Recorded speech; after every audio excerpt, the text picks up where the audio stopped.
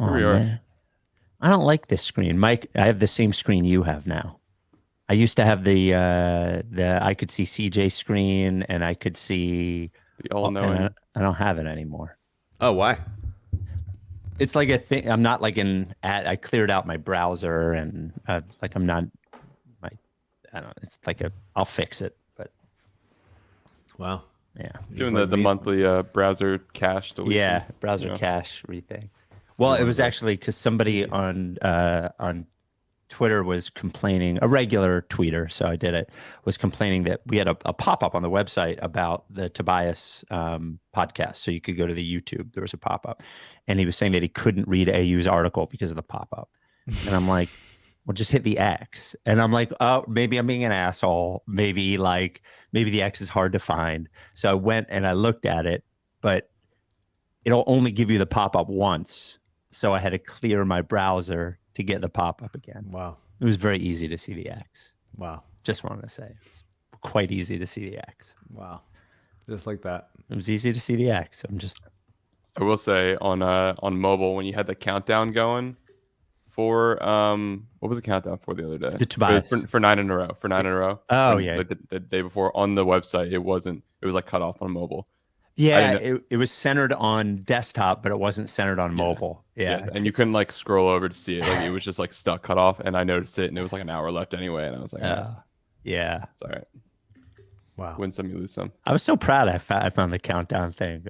It's cool. It was a cool it worked. Feature. Yeah. Well, it sort of worked, I guess. Oh man, I can't see anything. I can't see who's in there. Nope. Just the comments. Looking at me. Yeah. And looking at yourself. Yeah. Those are the options. Do you see the chat? I see the chat now.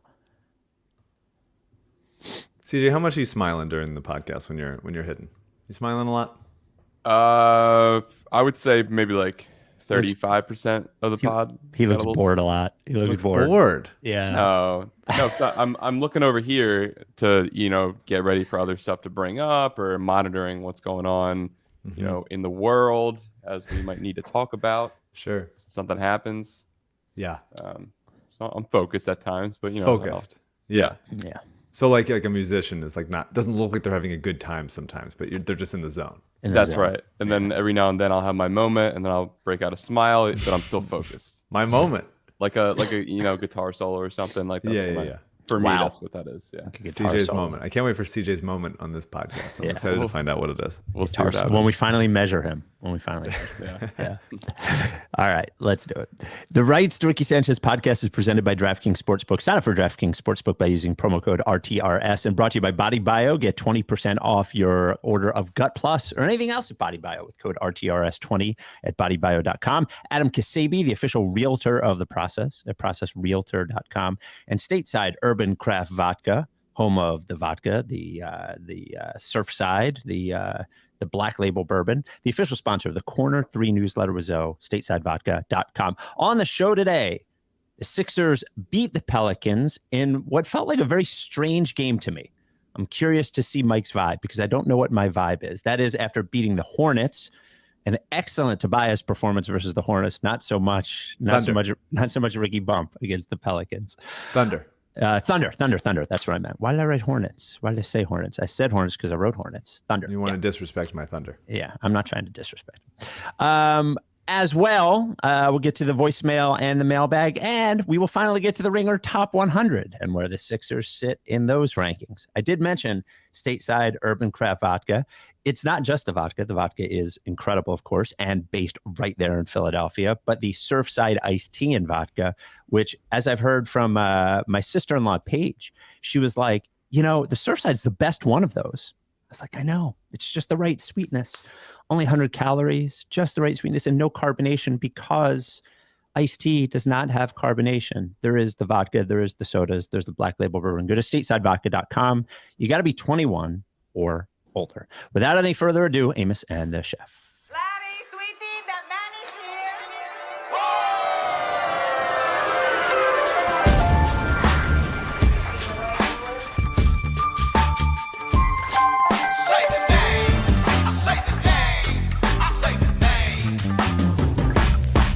We were right, y'all. We were right.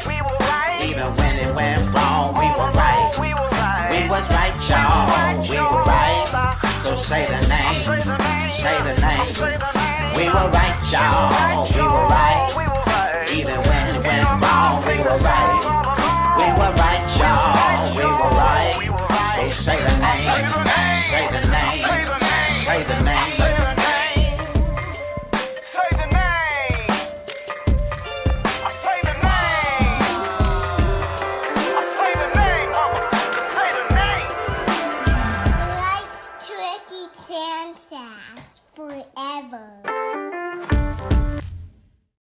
Hey, instead of the normal intro here, for those who are watching live, this is the Rice to Ricky Sanchez podcast. Just made aware as we started about Demar Hamlin, the Buffalo Bills player who was taken off from the game in an ambulance. Apparently, CJ said before he has a pulse, but was not breathing on his own. That was the last update. So they've paused that game. So if for anybody who's watching live, if you're listening tomorrow, this obviously doesn't mean anything. But for anybody who's watching live, obviously our prayers are there for Demar Hamlin. Football is a incredibly dangerous and violent sport, and hope Demar ends up okay.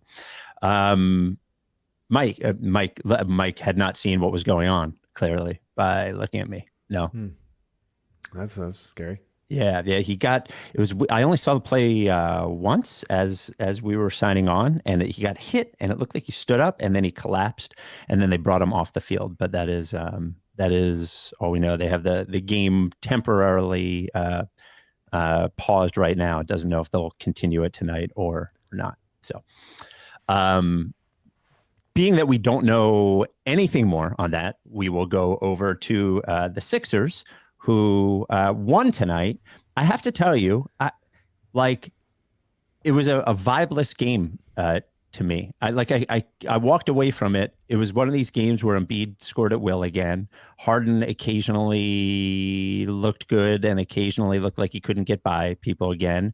Maxey is still working his way back and did have a couple of moments where he had that burst. But overall, I continue to watch them wondering if I will feel some sort of like identity. It's a good win against a good team. Zion got hurt at the end there. They're missing Brandon Ingram. But I walk away from it not really knowing what to feel from it. I'm curious what you do.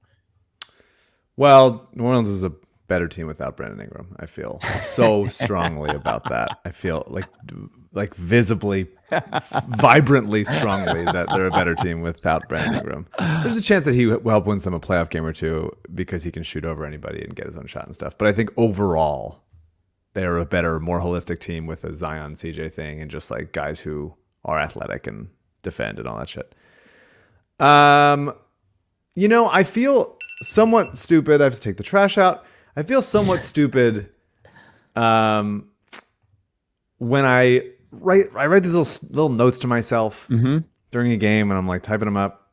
I'm like, Embiid should be doing this, Embiid should be doing this, and then I'll get like frustrated. I pretty much blame the whole rebounding thing on Embiid, and that's not fair, but it is part of it, and we can talk about that in a bit. But I criticize him in my little notes, and then I'll just hear Kate go like, "Up," and that's another 40-point game for Joel. Yeah. And it's just like, wow, fuck, man, he's very good. He's very, very good. He basically just decides to score 20 points every first quarter. Yep. That's it's just at like least 15. I think I'm gonna do 6. Yeah, I'm gonna do it. Just give me the ball. Let me get my 15 or 20. It's very impressive. I think he's currently in he shot over 40% from 3 in December. He was 2 of 3 tonight. This is the best I've seen visually. Maybe not statistically, but visually, it feels like I'm more confident in him as a 3-point shooter than ever. He doesn't take as many of them as I would like, and we've talked about that. But I wish he would take 5. Yeah, for sure. Yeah, but it seems like he feels comfortable. The ones he does take, he has taken them for a reason. I don't think he likes getting closed out on. He'd rather have a guy close to him and then go, okay, you're far enough away for me to shoot it over you. He got a triple double just because he felt like it in the Thunder game. That was pretty cool. He's just really very good. He's really very, very good. And then I just have criticism. I know I have one more positive thing where Zion got going. Zion's kind of like a weird player in that in a bunch of ways, but in that he'll have 6 points at half, and then he'll just score 22 in a quarter, and he definitely got comfortable. I think it was in their second or the third where he got hot, but I think it was in the third because I don't think he looked good at all in the first half. Honestly, he looked like he was if his thing isn't working, it doesn't it looks like pretty chaotic and clumsy and turnover prone. But once it starts going, it seems like impossible to stop. Yeah, he made a few bad passes tonight. He doesn't usually do that quite as much, or at least the games I've seen. And I watch him a lot because he's my favorite player to watch right now. But he just sort of like takes his time a little bit and gets a feel for the game. And there were a couple times when Joel was in where he was just like, I'm not going to the rim. Joel's very good. And it was like impressive on Joel's part to be like, Zion is a guy that people, consider unstoppable. And a lot of times he is. But Joel's presence, even though he wasn't covering him, deterred a lot of Zion's takes, which is impressive. And then Zion got going and took it at him a couple times and finished really strong. And he's just an incredible player. But can I make one point about the Embiid scoring thing before you move on? Mm-hmm. There are currently 7 players in the NBA averaging 30 points or more a game. And I looked over the last 40 years, and there's never been more than 3. And a lot of years there's either 1 or 0. Uh-huh. And it does feel like almost like with quarterbacking, how like when you look at quarterback ratings now, you look at the top 20 all-time quarterback ratings, and most of them are like quarterbacks from the last 15 years because Jared Goff is in there, Jimmy Garoppolo is in there, all that kind of stuff. And it's all these different things they've done to the game. You look at John Elway's quarterback ratings first 10 years was like 80, and you never saw. And now it seems like Derek Carr just got benched, his quarterback ratings 86. It feels like everything they've done with the game has sort of like coalesced into this now scoring overall with the skill the players have gotten and the way that they've changed the game. Scoring has become like, for the good ones, like almost mechanical. Like it's become there's part of the Joel thing. He's a great player, obviously, but like he can get a 14-foot jumper whenever he wants, and he makes it whenever he wants. And it's sort of, the game has changed in a way with scoring where it's not that I don't appreciate the scoring. I do. I truly appreciate the scoring. It's great, but it does seem like because scoring seems a little bit easier, it's easier for me to focus on the things that he doesn't do, maybe. And maybe it's because we watch him every game, but like that's when I think about the rebounding or or the turnovers or whatever it is. The scoring just seems like it's like a given at this point with him. Yeah. And that's a testament to how like casually consistently good he is, and a level of like a little bit taking for granted that we are doing with him, even though we try not to. Like, yeah, I mean, we've done this before. We've done like a Joel retrospective, like think about how good he is constantly type of thing. But like, guy didn't play his first 2 years. There was not certainty that when people talk about like why Embiid doesn't get as much like positive publicity as like a Giannis or a Jokic or whatever, or Durant or LeBron, any of those guys. Obviously, the not having sustained postseason success is the main thing, for sure. And it's frustrating because like, dude, he missed his first 2 seasons in the league. Like, that's unheard of to come back from that and be an MVP candidate and a multi-time All-Star. And he's going to go down as one of the like either the best or one of the best players in franchise history. Like, and he missed his first 2 years. And he was Sam Hinkie's first full, like he got drafted in the 2013. He was the 2013 GM, but like as far as like had a full ride with him, like beginning to end. That was the first like, okay, here's our move, and to take Embiid at the beginning of the process, like there's unbelievable levels of like, how did this work? How did this work out? How is he still here playing basketball? How's he still here playing basketball? So many regimes later, so many trades and bullshit and chaos and all that stuff. Think about how tired we are, right? Like he was in the middle of it the entire time. Anyway, let's criticize him. So yes. Does he think he's a point guard? Does he think he's a ball up too much? Does he think he's a point guard? Let's be honest. Are we doing a Ben Simmons thing again where you have to start calling Embiid a point guard? Like, what's going on? He has to stop dribbling so much. He doesn't need to. Go post up or go seal at the nail or something at the elbow, anything. You shouldn't be taking more than like 3 dribbles of possession. Like you don't need to do it. You can, and sometimes it works, but you don't need to do it. It's frustrating. And obviously he's got to make easier passes. When he started doing that later in the game, it was very successful. But earlier in the game, he's like displaying his like Jonah Bolden's jump shot level touch on his passes, which is infuriating. He's so good. That's I feel like an idiot. But there's just simple things that he could do less of that all of a sudden makes it, would make him just a more efficient player. But he's incredible. 42 points and 24 shots, a +10. The stat lines are always going to be there. But my thing is with Joel, like he didn't get to line as much tonight as he could have, and there were foul calls that he wanted and stuff. But did he have 8 free throws or 10? 10. The still a lot. It's still a lot, but not as much for not under his average. Yeah. But the frustrating thing is like when he doesn't get those calls, and Harden's the same way, except obviously Harden is not nearly as important to the defense as Joel is. When Embiid doesn't get those calls, he's just like laying on the stanchion, and it's a layup at the other end or a 3 at the other end, and it's like I would like him, especially as we get closer to like playoffs and games that matter, to find a way to not just take bad shots going at the basket and assuming a foul will come.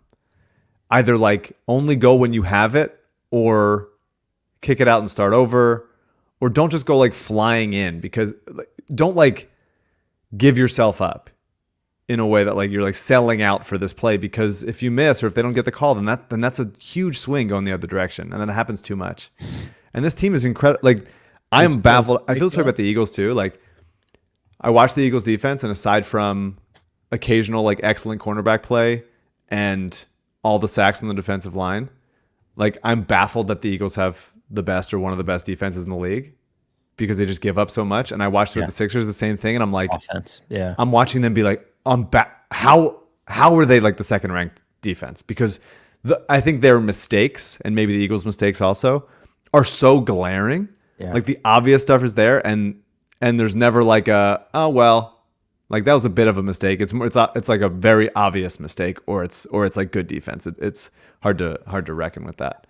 I'll be honest with you. I don't think they're the second best defense in the NBA. The stats aside, like I'm a lot of it is 3-point shooting variance for sure. I'm watching it, and I'm just not buying it. I think that the thing that has made me a little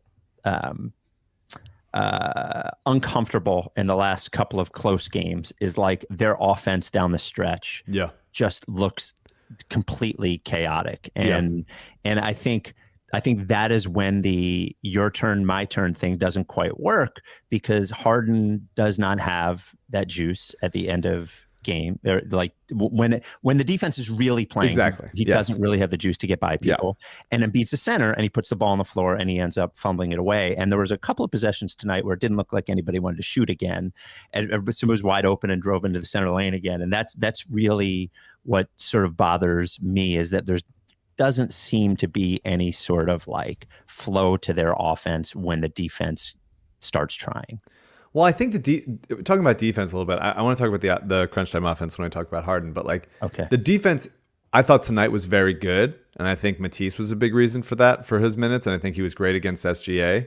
Held him to his lowest scoring output of the season, and CJ was good, but not as excellent as he was last time. He's only played 8 minutes. It honestly felt like more.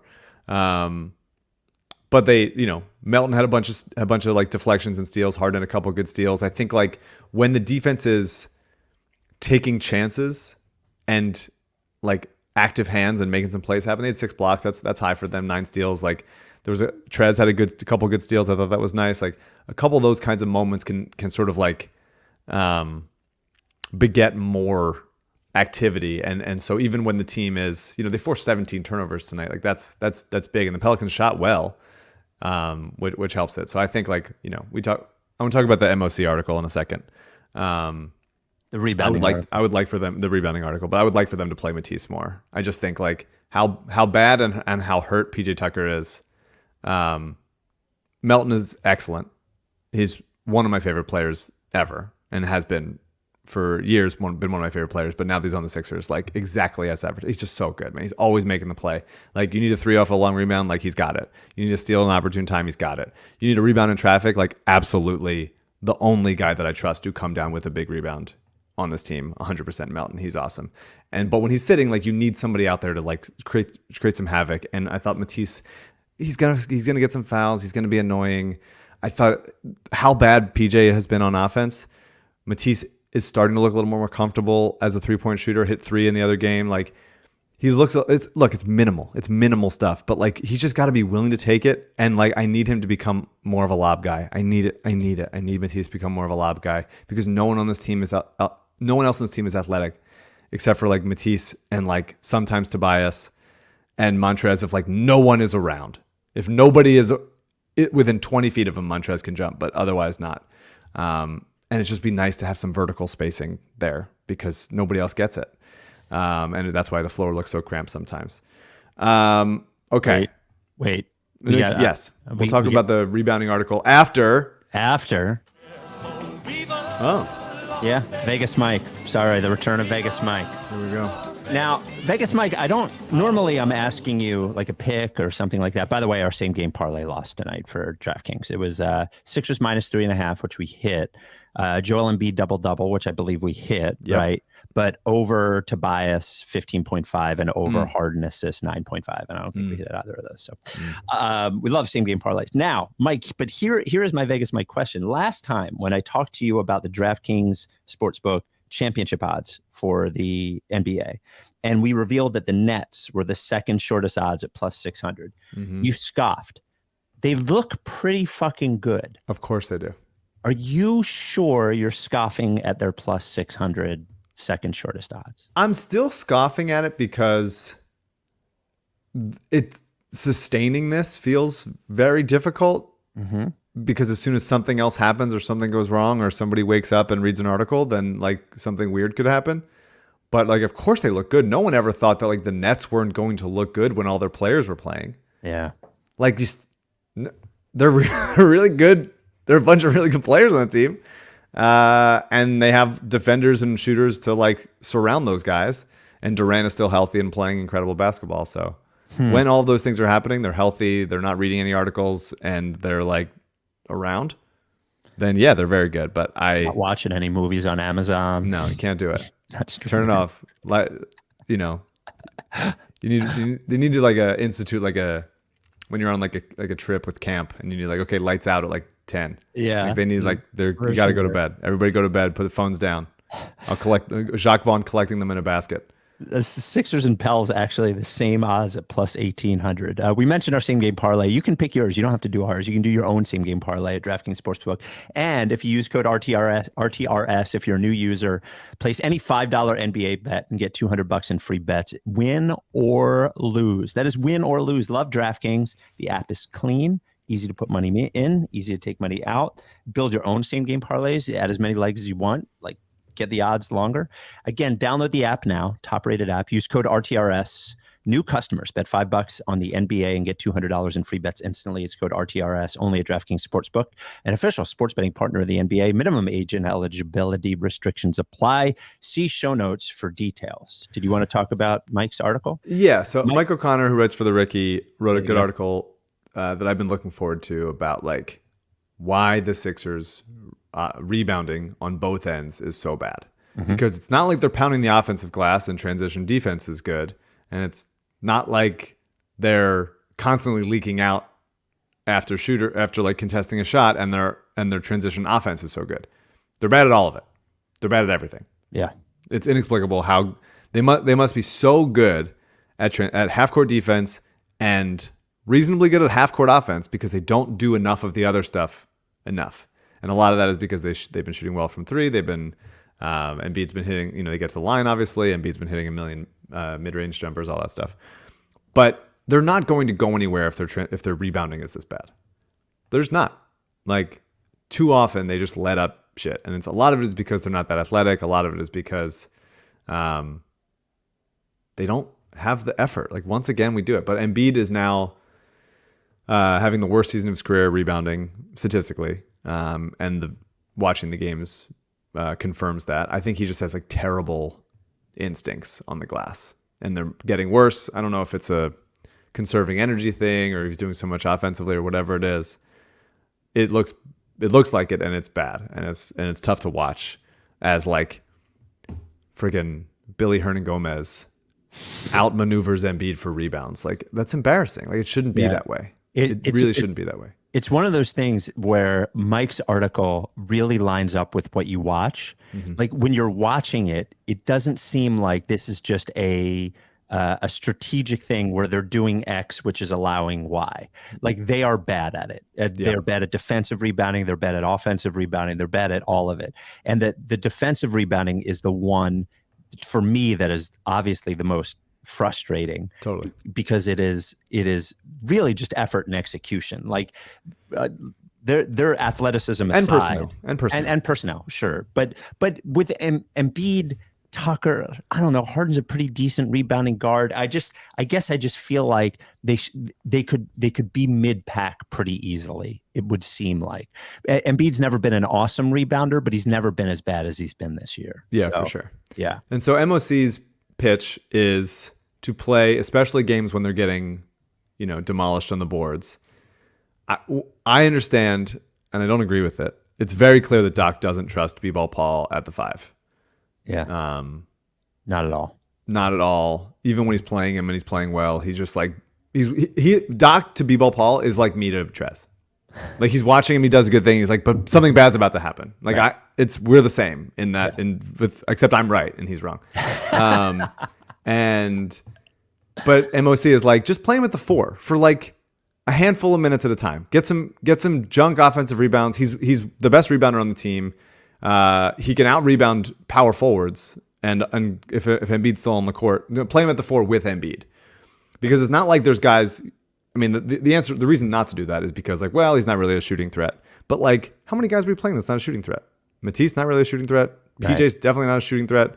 There's guys, that you don't want to shoot. Dan House shouldn't be a shooting threat, but is taking those step backs, so he thinks he's a shooting threat. Yep. And there's just ways to make it work, at least for little stretches at a time. No one's saying like in crunch time do it when you're like, up 1 or something. But like, but when you're getting murdered, on the board, give it a look. Like, that's the thing that frustrates me about Doc, is that he's not trying stuff. He's just so solid in what he's like, stubborn in like who he's playing and who's in the rotation and who's not.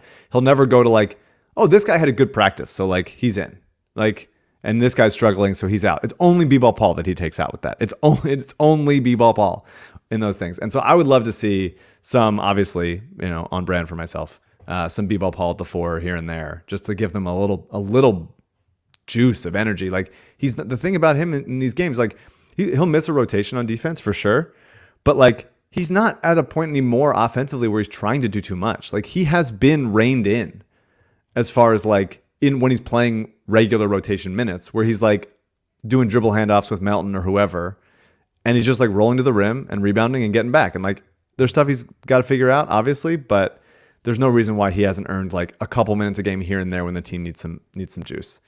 And then the other thing is obviously MOC also talked about like making a trade, which would be helpful. But I think Trez is a bad rebounder and like constantly gets out rebounded by whoever. He's not boxing out. He's not out jumping anybody. That's like a main thing. But it'd be nice also for them to have like a 3-4 who could actually jump. Like, Melton is one of the best guard rebounders in the league, and even I'll give him like wing rebounders, but he's still not so big that he can like go up against like Jaylen Brown or he's slight. Derek Jones or whatever. Yeah, and Tobias has never been a particularly strong rebounder. Yeah, right? Like, he's a 6 rebound a game guy. Yeah, it is amazing when you look at their roster that there isn't, aside from Paul Reed, there isn't really anybody on the roster that you can look at and slide into that spot and think that you're getting something out of it. Really, no. Yeah. I mean, like, you look at like Bobby Portis on Milwaukee, and he just like vacuums up everything. Yeah. Everything. He is such a weapon on the team. I was not a Bobby Portis guy early in his career, and he has become an excellent rebounder, and like, he's extended his range, and he can get you a bucket. Like, when like Giannis isn't in the game, like, he's just a he shoots 1,000% against us. He's just a really, really good player, and the Sixers have nobody like that is a two-way player on that level. He's turned himself into a decent defensive player too. Like he's great. And the level of like him and PJ Tucker have the similar like, okay, I'm going to be like physical guy. I'm going to be like get in the muck and not get pushed around and stuff. But PJ Tucker can't jump anymore. And Bobby Portis can't. And like, that's the difference. And we're paying PJ Tucker for 2 years after this one, and he's not going to get more athletic. Well, I think the amazing thing about Bobby Portis is that is a player who got the right team at the right age. Yeah. And figured it out at the right time. Yeah. You know what I mean? And then has found an actual role, a player who thought he should have been more than he actually is, in terms of a scorer. He was like a guy that you watched always, like I would have been terrified to pass to that guy earlier in his career because he wanted to shoot it all the time. But man, like talk about finding the right place at the right time. Bobby Portis is certainly that, Yeah, for sure. Yeah. All right. So Harden. Yeah. And this is not a good matchup for Harden. He couldn't get by anybody. It's tough.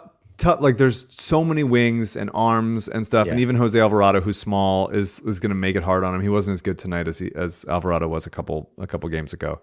But it's such an interesting thing watching. Like, okay, he's having trouble getting by guys early, and then like watching him, like the ecosystem of his game, like what affects other parts of his game. Like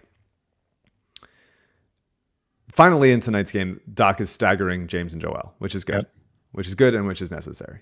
Because there's just no reason to have a lineup of a game when they're both not out there. Like you can choose that. You don't have to not do it. And Doc was choosing to not do it for a while, and that was dumb.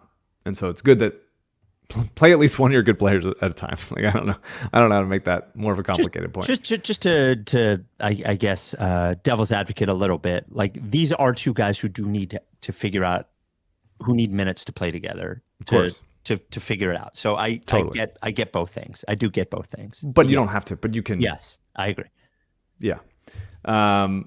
So I'm watching these games when Embiid's not on there, and it's Harden on the court, and it's like, how are they going to generate offense? What is it going to look like?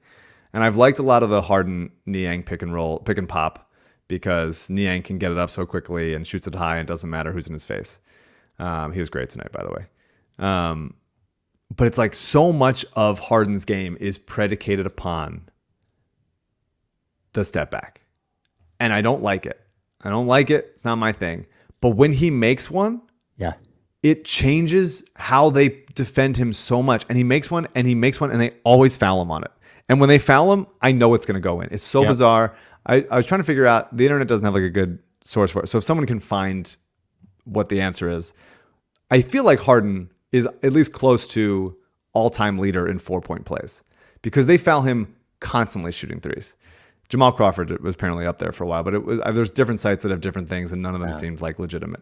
Harden is ranked number 1 on interbasket.net. I know. I don't know what that is. It doesn't feel like that's anything. I don't know. It's the number 1 Google result. I did the same Google result. I didn't trust it.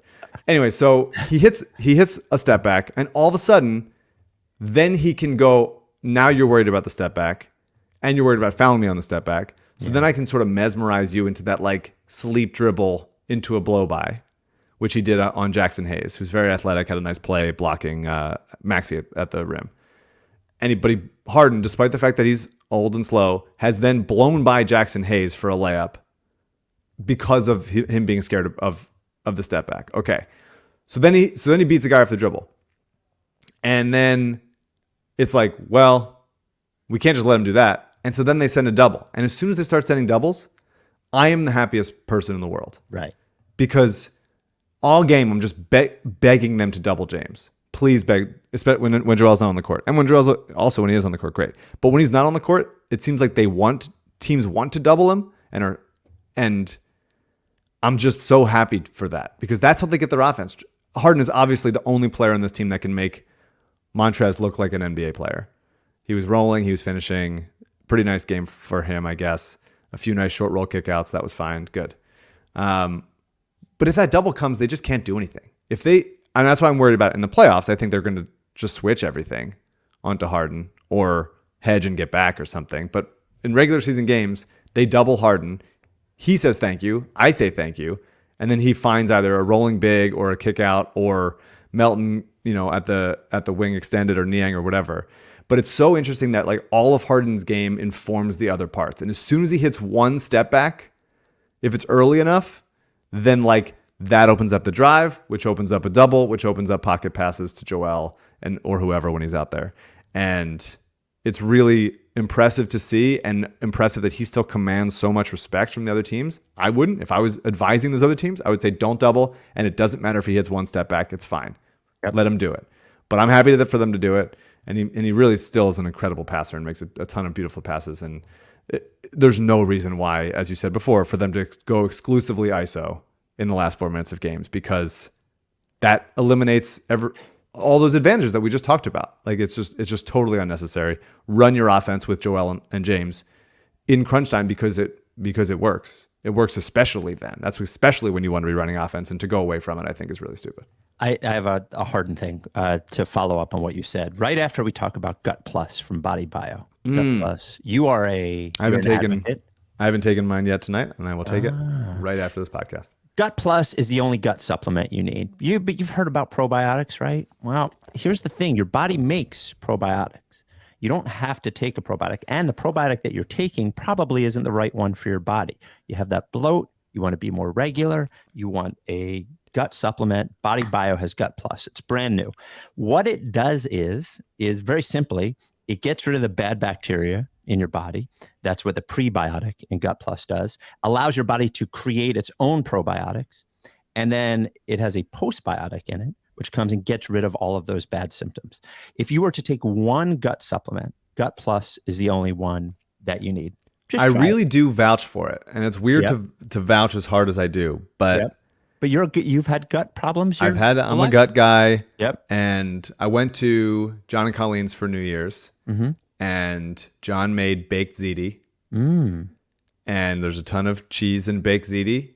Yep. And I didn't have to take a lactate or anything. I just have been taking Gut Plus, and I was totally fine. I was totally fine that night, and the next morning, totally fine. Seriously, has done a number of great things for my little duties. There you go. But that's the only endorsement you need. Only endorsement you need. The only endorsement you need. Baked ziti. Baked ziti. Go to bodybio.com. Use code RTRS20. You'll get 20% off Gut Plus or Elite or any liposomal vitamin C, any of the other ones we've talked about. Again, bodybio.com. Use code RTRS20. Get 20% off of Gut Plus. We love Body Bio. Body Bio. Body Bio. Body Bio. What you were saying about Harden is sort of like what I was saying earlier in the year, where like if he's making threes, all of a sudden it's good. It does change everything for him, because he does not on its own have it was funny.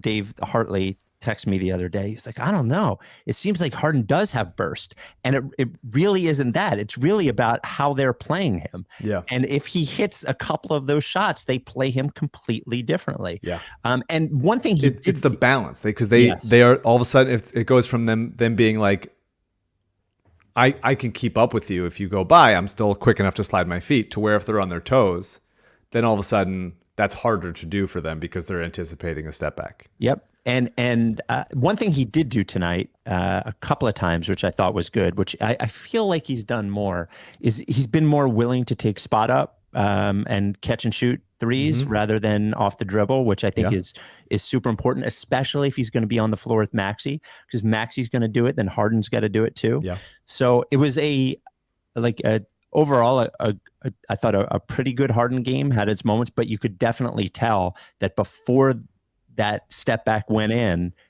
he couldn't do anything. And then all of a sudden it changed his entire game when he did. You're completely right on that. Yeah. It's very weird. He's a very interesting player at this stage in his career. Yep. And I wonder if this was maybe true earlier, but he always just had like enough speed and quickness to get in front of somebody. And he doesn't have it anymore unless they are sort of worried about the step back. And so, yeah, I mean, it's crazy how they used to cover him, man. Do you think about that sometimes? They used to cover him like just next to on one side. Standing on one side. That's unbelievable that he was that good, that he forced people to cover him in the dumbest way imaginable. Yep. And he just doesn't have that stuff anymore. But when he hits one, it starts to look interesting. And he was pretty good tonight. I thought he just had a tough start, but I thought he was pretty good. Yeah. Well, it's a win at home. I'm looking at the next. So I was going to ask. Now, did Coach Mike make the 9 in a row pop proclamation, or was that normal Mike? The demand. Well, it wasn't Vegas Mike, because again, it wasn't a prediction. No.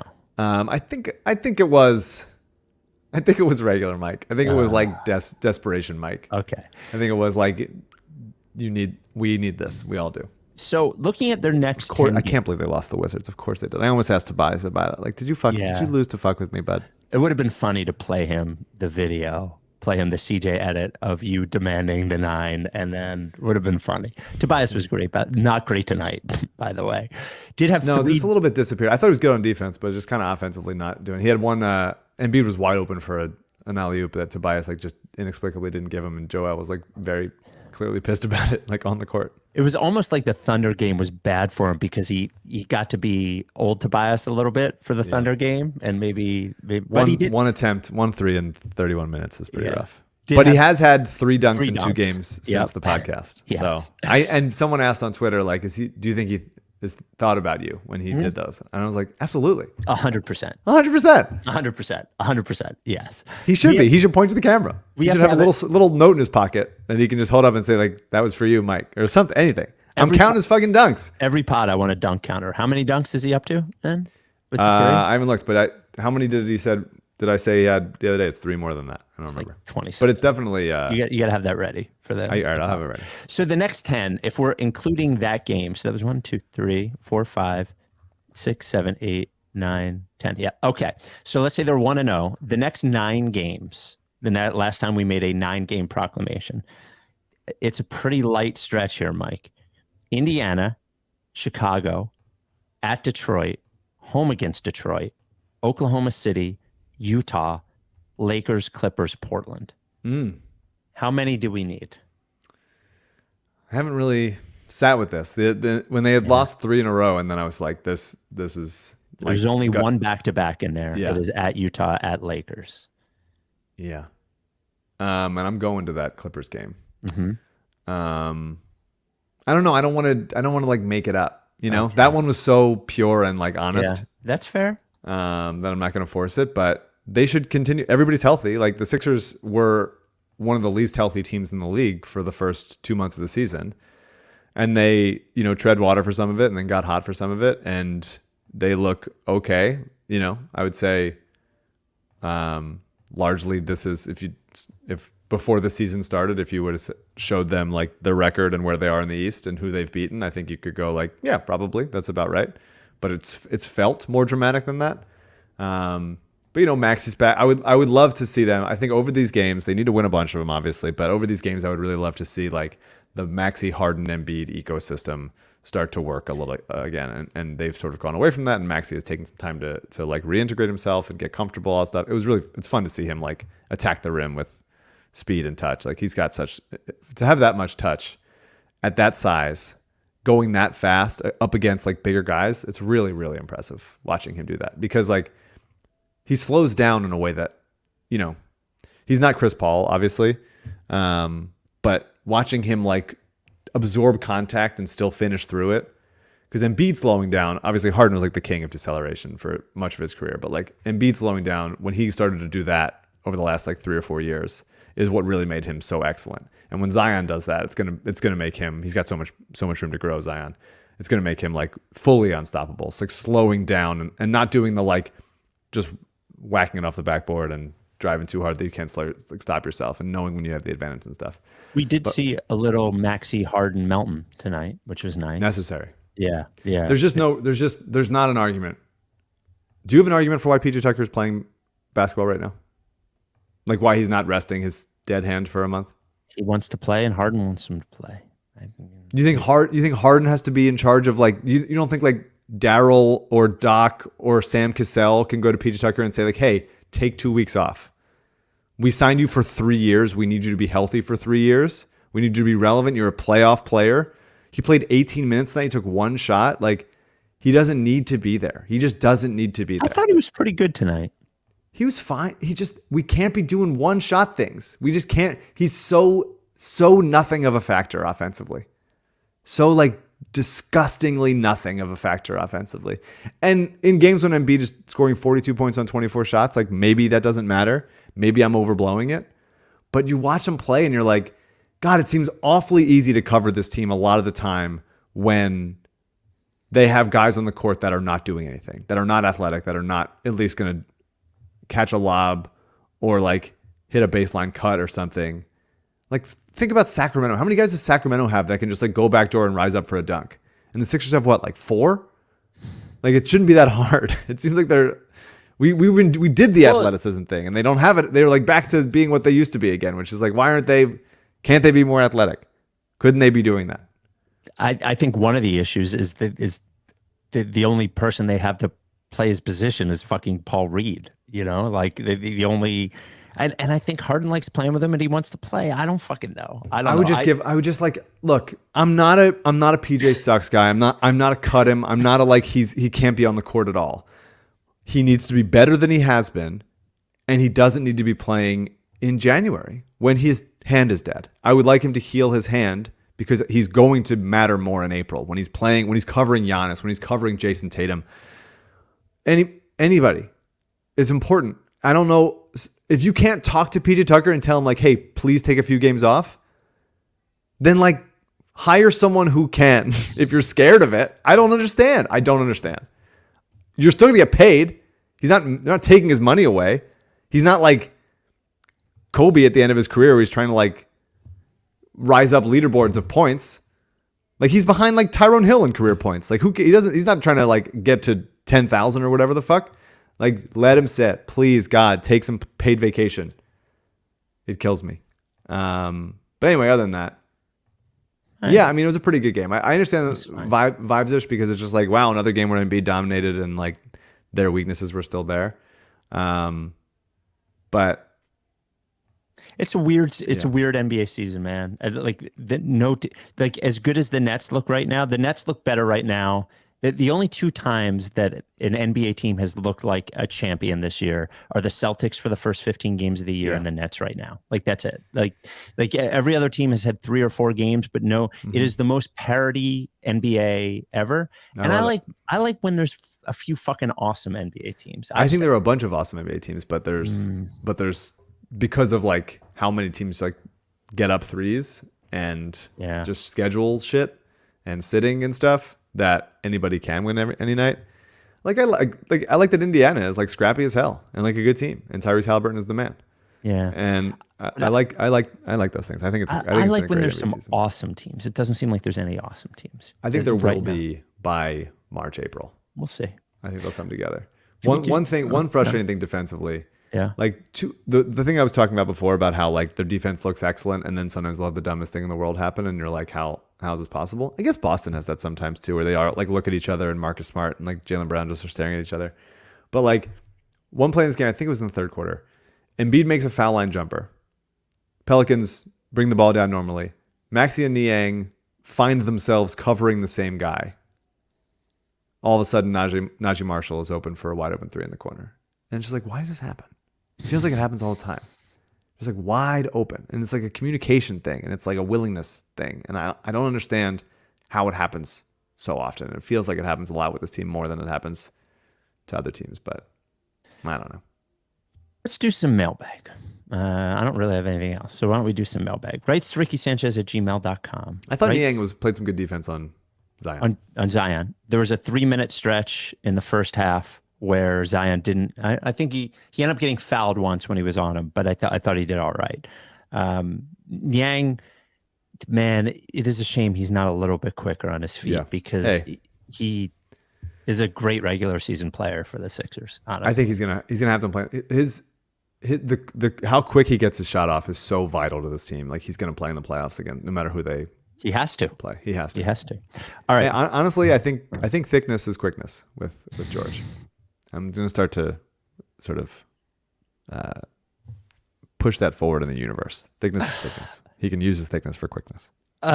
Two things before we get to mailbag. First of all, there's like 12 spots left in Fly the Process if you want to go to Austin and San Antonio with us in February. It's almost completely sold out.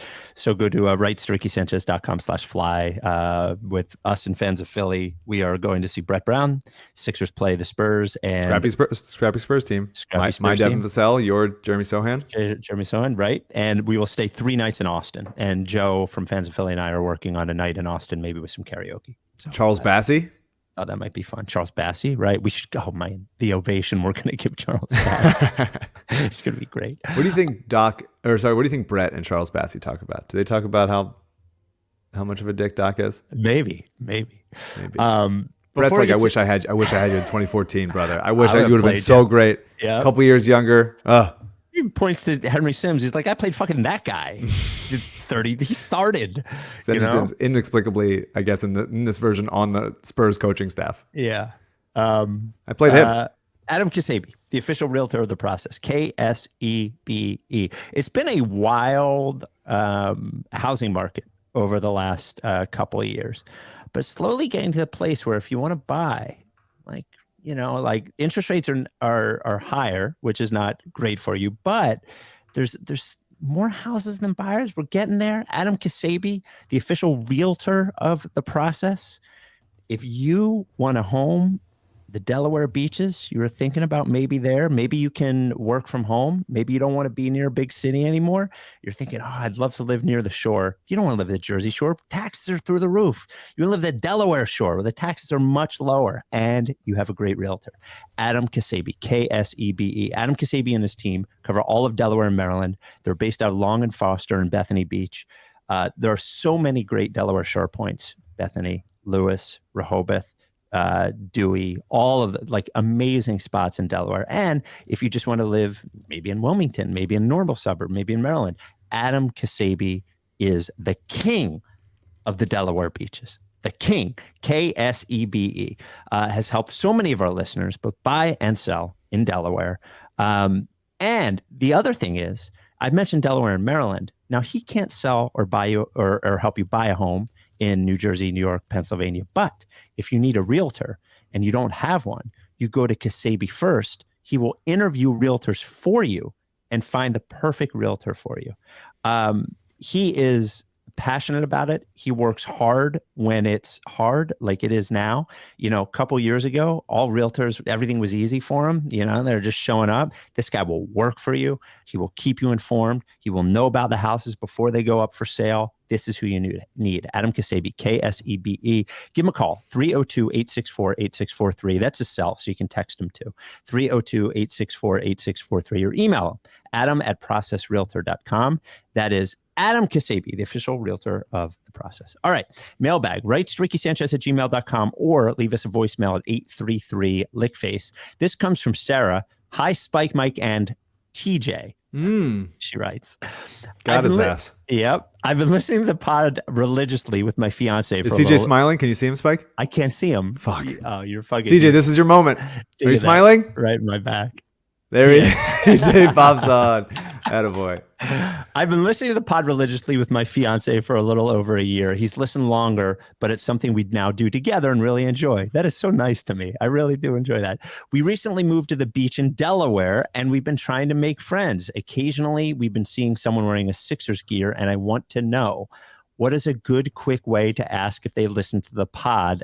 And as well, let them know that we listen too. Is that the intention of you? Are you down with TTP? Should I expect them to answer, yeah, lick phase? Is there another catchphrase or signal we don't know about? Well, that's certainly the intention. That is the one. It's a dicey proposition. Well, let's put it this way. If you do it and they answer, that's a real one. That's a real one. We've been doing it for like 6 years now. So someone did it to me. I haven't met a listener in the wild in a long time.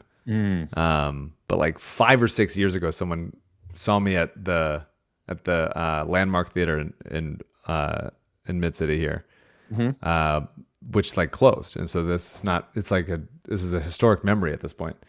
And they approached me at a movie theater in the wild, and I was so disarmed by them doing that I guess I'm not even a real one. I didn't even say it at the time.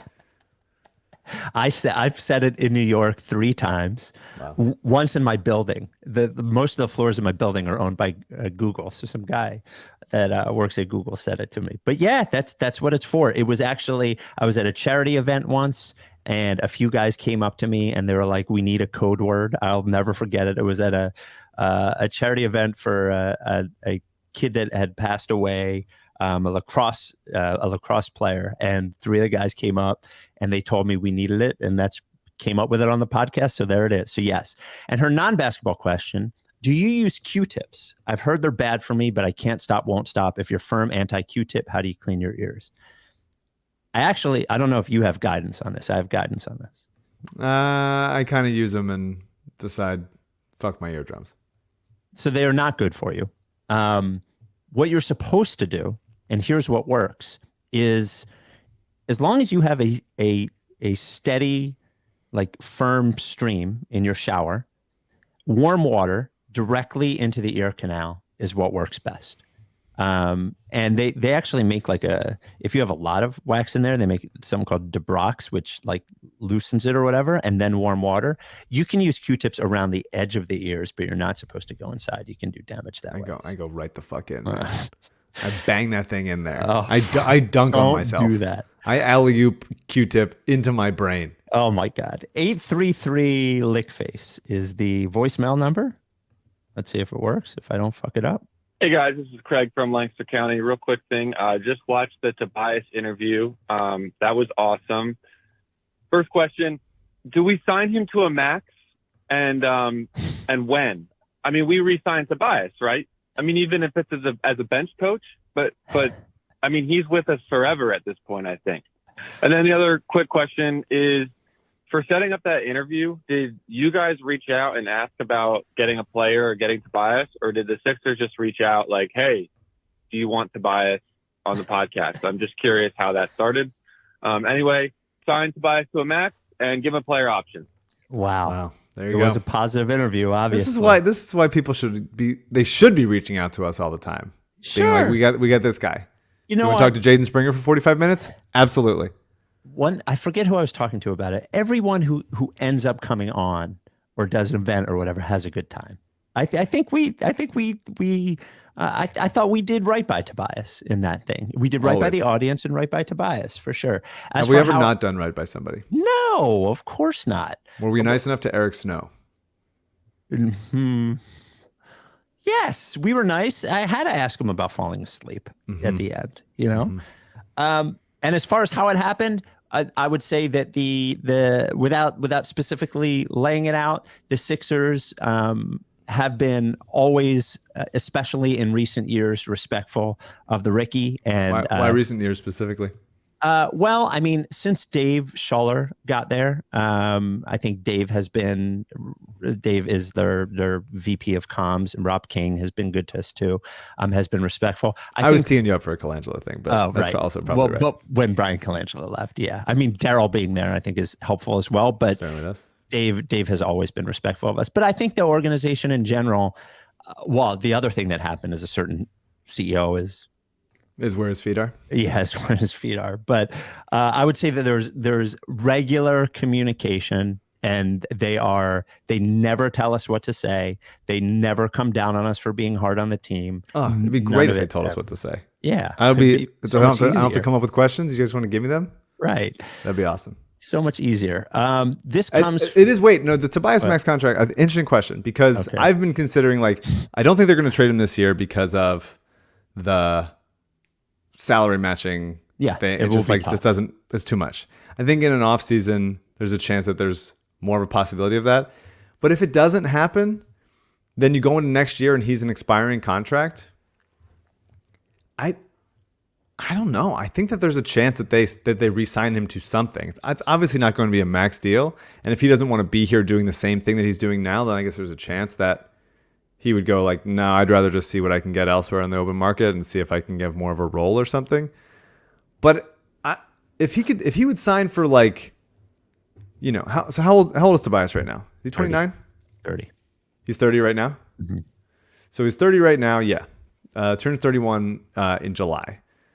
So then he'll be 31 almost 32 going into next offseason. If he's willing to do like 2 years, 50 million or something. Oh, I think he's less than that. I don't think he's making $40+ million a year right now, buddy. Yeah, I know, but I think he's like a 360 guy. Yeah, I was saying 225 because then you could go. You don't have to pay him until he's like 36 or something, Yeah. a little bit younger. But in that range, I think so. Then you can go like, okay, we're not going to let him walk for nothing. Well, if you let him walk for nothing, then you don't get to just use a $40 million salary spot to sign somebody because it's not on your player. There's Sixers Adam will explain all this shit. But the wrench is if Harden walks. Because if Harden walks, you have the opportunity for flexibility by trading Tobias. Because like all of a sudden you have, all you're committed to is like, normal movable contracts. Like you could, if Harden walked and you have Tobias Harris on an expiring, all of a sudden you have a lot of flexibility, I think. Yeah, I think that's right. That's right. So, but I think there's not if Harden stays, which is, I would say, likely, then they're not just going to let Tobias walk for nothing. Sure. Darryl did that with George Hill, and that whole thing was a debacle. Tobias is obviously more money and more of a factor, but yeah, I'm interested to see what that happens. I would be interested to know what conversations are happening in the front office about Tobias. What are they considering a trade for him in the future? Are they thinking about what a contract for him would cost? Are they talking to his dad about that? We didn't ask Tobias about what it's like to have his dad as his agent. That would have been a good question. Well, that's the next pod, the next hour. He should come back on. We should have a weekly segment with Tobias. But it's definitely more of a possibility that he resigns for something in between, like the player he is right now, which is like, as far as his role is, which is like, 18-20 million, and what he's getting paid right now, which is obviously too much. So like in the 25 to 30, 27, like that kind of thing, I think would be like, okay, I don't think Tobias is going to take like a massive pay cut. I think there's a level of like respect there, and I think his dad's going to obviously try to get all he can. But if he likes it here and they make a run, I don't know, long way away, but it's interesting to think about. By the way, I think Donovan Mitchell scored like 70 points. I know. I got the alert. Yeah. Crazy. Yeah.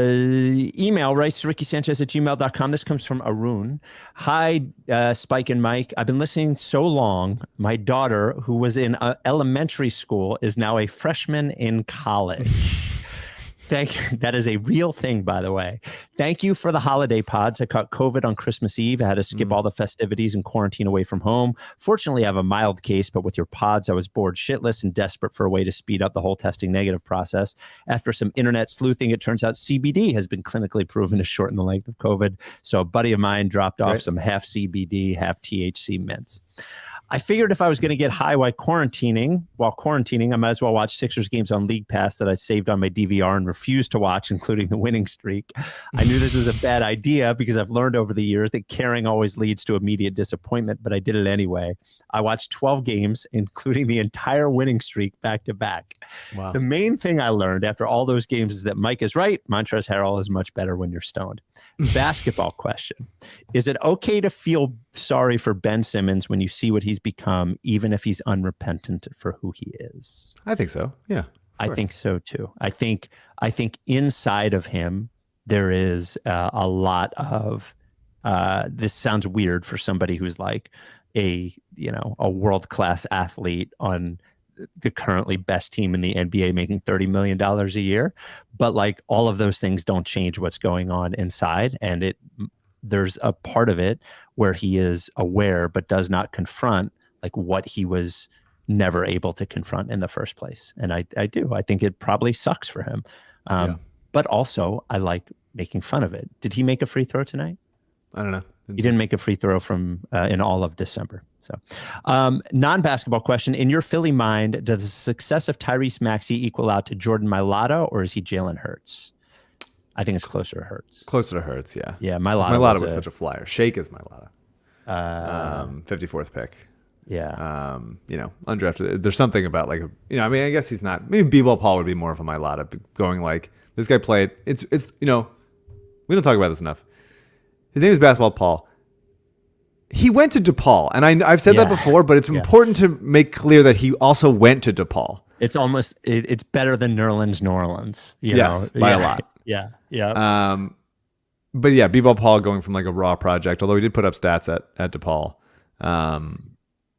and being like a playable backup center in the playoffs last year was pretty big. But Mailata's just really good and has a beautiful voice. By the way, Ben Simmons 0 for 0 from the line tonight. There you go. He did. By the Speaking way, of Shake, just because I brought him up, he had another bad game tonight. Yeah. Wow, Maxi's back. He was bad in both New Orleans games. He only played 12 and 13 minutes between them and just didn't really do much, was kind of invisible. He was bad against Washington too. So he was good against the Thunder. He played 38 minutes, got fully comfortable, had 18 points on 14 shots, 4 rebounds, 5 assists. Looked good. Always fun to watch him play when he's from Oklahoma, so it's fun to watch him play there. I think they're going to trade him. I think Shake is a good trade candidate for this team. I agree. Because he's going to make too much money this offseason, I think, for them to be able to afford him. He should get more than Korkmaz got.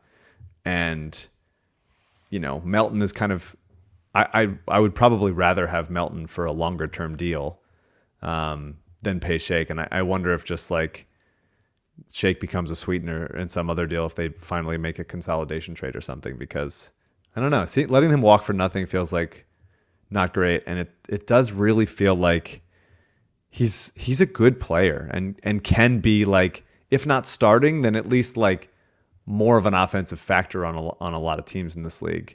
Teams that are not as like, so centered on one or two guys. Yep.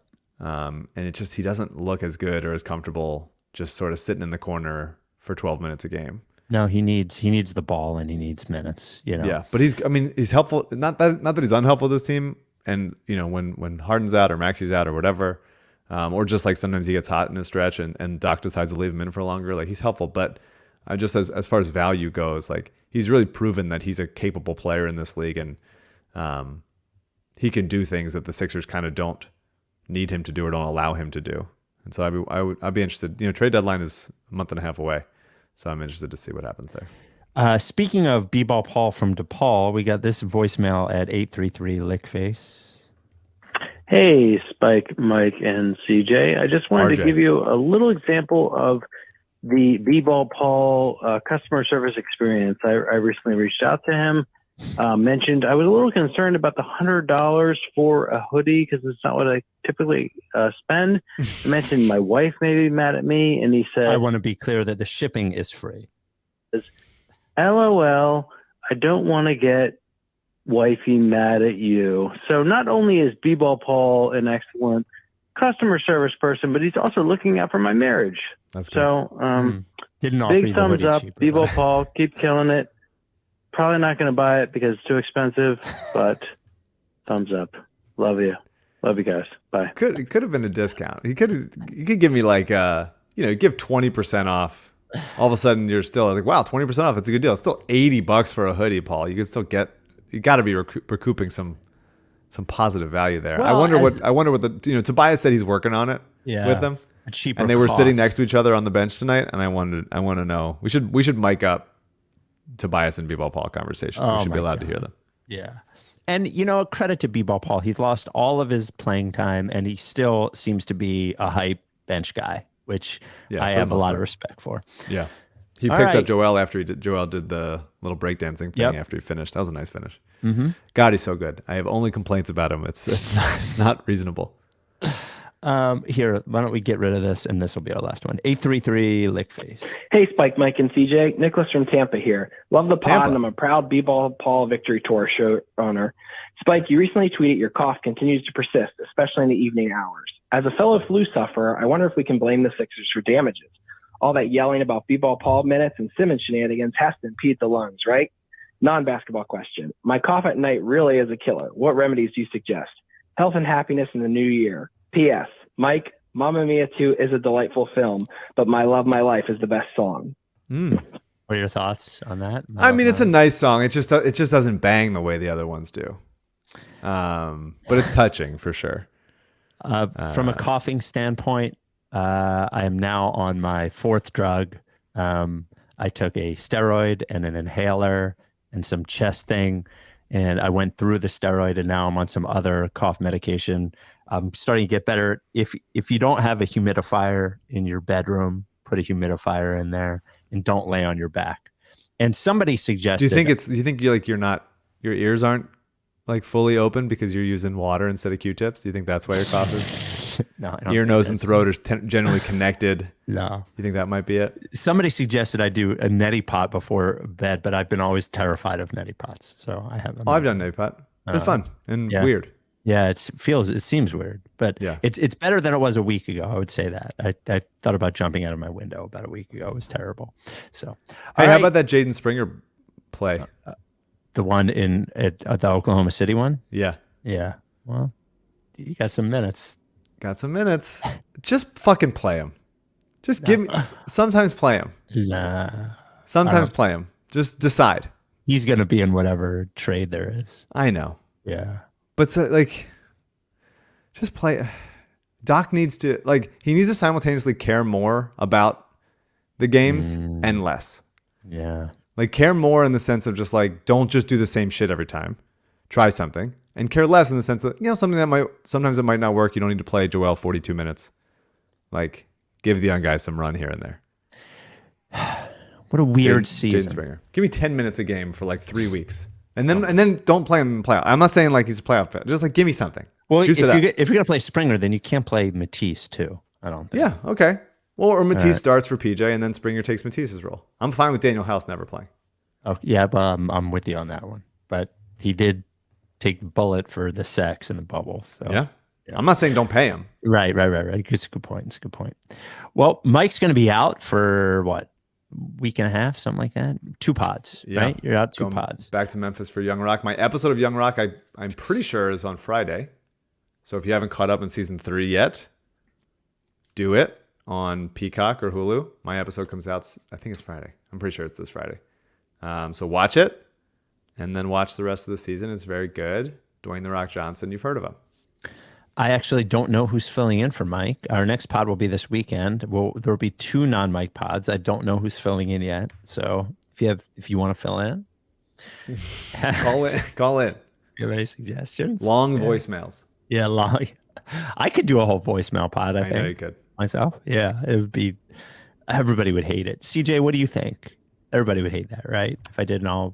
Yeah, it wouldn't be our best performing of the year so far. Wow. Okay. But you could do it. We could do it. It could work. Yeah, we'll get somebody. All right. Well, Mike, safe travels, and I'm saying out of those 9. Is it 9? Is it 9 again? Is that what you read? It's 9. It's 9.